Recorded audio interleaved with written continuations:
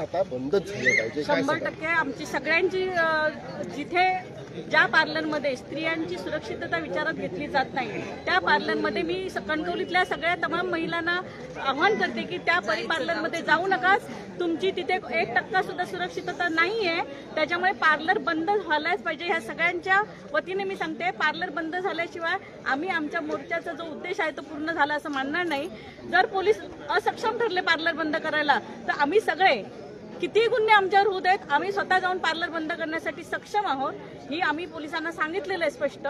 जर तुम्ही पार्लर बंद केलात नाही तर आम्ही पार्लर बंद करणार. दुसरं म्हणजे मला पोलिसांच्या भूमिकेवर खूपच आश्चर्य वाटतं की एवढी मोठी घटना घडली, आम्ही ही घटना घडण्यासाठी आम्ही का धडपडतोय.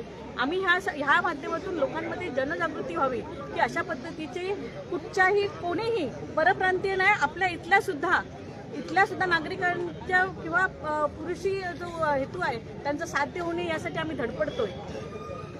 आणि तो जर हे धडपडणं जर पोलिसांना मान्य नसेल, ते जर आमच्या ह्या युवकांवर ते ह्या विरोधात आवाज उठवत आहेत त्यांच्यावर जर गुन्हे दाखल करत असतील तर आम्ही जायचं कुठे न्याय मागायला. म्हणजे ही किती विचित्र घटना आहे. कणकवली शहरात हे किती विचित्र घडतं. म्हणजे एक तर आम्ही पुण्यामध्ये जी घटना घडली आहे त्याचं इथे राहून दुःख साजरं करतो आणि इथे आमच्या मुलीवर जेव्हा अत्याचार होतो त्याचा न्याय आम्ही मागायचा प्रयत्न करतो, तर हे पोलीस आमच्यावर गुन्हे दाखल करतात, आमच्या मुलांवर सक्षम दाखल करतात. आणि कारण काय देतात तर कोर्टाचा आदेश असेल भले, तुम्ही चौकशी करा आणि मग काय असेल ते सेक्शन लावा ना. ही कुठची पद्धत आहे.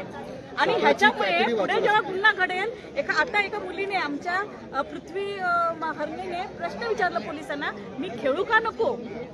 पोलिसांच्या मनाला चरे नाही पडले ह्या उद्देशाने, त्या मुलीच्या वाक्याने चरे नाही पडले. पोलीस उत्तर देऊ शकले नाहीत तिला. पोलीस निरीक्षकांची जबाबदारी होती त्या मुलीला उत्तर देणं. का नाही देऊ शकले उत्तर? का मग आता कोर्टाला विचारायचा का त्यांनी प्रश्न?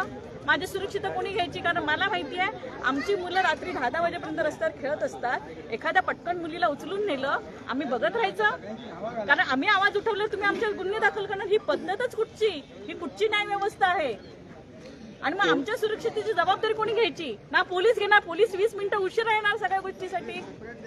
कोर्टाच्या आदेशाचं नाव पुढे करून पोलीस आपली कातडी बचावतायत, नागरिकांना बळी देऊन, असं तुम्हाला म्हणायचं? मला माहित नाही त्यांना कोण जबरदस्ती करतंय, कोणाचा त्यांना छुपा पाठिंबा आहे मला माहित नाही.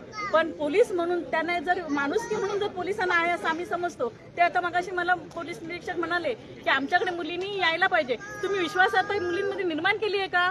जर माझ्यावर गुन्हा झालाय, मला कोणीतरी टच केलाय, तर मी पोलीस स्टेशनला जायची इतकी आमच्या महिला नागरिकांमध्ये आत्मविश्वास किंवा विश्वासार्हता या पोलिसांनी निर्माण केली आहे का? ह्यांची जबाबदारी नाही का? आपण आता म्हटलात की परिसलून जे आहे जिथे ही दुर्घटना घडली होती, मुलांच्या प्रती इतकं काय छेडखाना प्रकार घडला होता, ते सलून बंदच झालं पाहिजे. पोलिसांनी बंद नाही केलं तर आपण कणकवलीतील महिला वर्ग जाऊन ते बंद पडू. आज सोमवार आहे, सोमवारी सलून बंद असतात, उद्यापासून परत सलून बंद सुरू होतील. उद्या जर परिसलून सुरू झालं असेल तर कणकवलीतील महिलांची भूमिका काय असेल? 100% मला वाटतं इथे उपस्थित असलेल्या सगळ्या महिला, त्याच्यात लोकप्रतिनिधी आहेत, इथल्या पार्लर चालवणाऱ्या सुद्धा महिला आहेत आणि सर्वसामान्य तेली आळीतल्या सुद्धा महिला आहेत.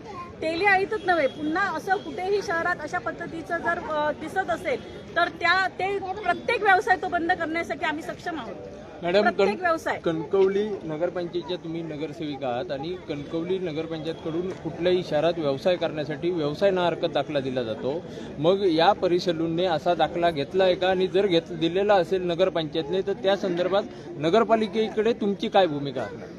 आम्ही ज्या दिवशी ही घटना घडली त्या दिवशी आम्ही पोलीस स्टेशनला सुद्धा आम्ही सगळ्या नगरसेविका मिळून आम्ही निवेदन दिलेलं आहे की अशा पद्धतीचं जर व्यवसाय चालवत असतील आणि परप्रांतीय जर आणून कामगार चालवत असतील, 300 पार्लरमध्ये त्या मालकानेच परवा आम्हाला सांगितलं की माझे 300 कामगार आहेत, 300 कामगारांना घेऊन जर तो पार्लर चालवतो तर त्यांना मी विचारलं की तुम्ही सुरक्षित म्हणून इथल्याची काय जबाबदारी? नाही, उद्या दाखल करू, उद्या त्यांची कागदपत्र देतो. उद्या नाही, आज का नाही दिले?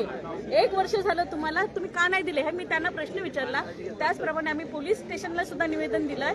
उद्या आम्ही नगरपंचायतमध्ये सुद्धा हे निवेदन देणार आहोत की संपूर्ण नुसतं पार्लर नाही, जे इथे व्यवसाय आलेले आहेत, जे परप्रांतीय आलेले आहेत, ज्यांनी आमच्या लोकांनी सुद्धा काही भाड्याने बाहेरच्या व्यावसायिकांना जागा दिलेल्या आहेत, त्या सगळ्याची नोंद नगरपंचायतमध्ये आणि पोलीस स्टेशनमध्ये झालेली असली पाहिजे. एकंदरीत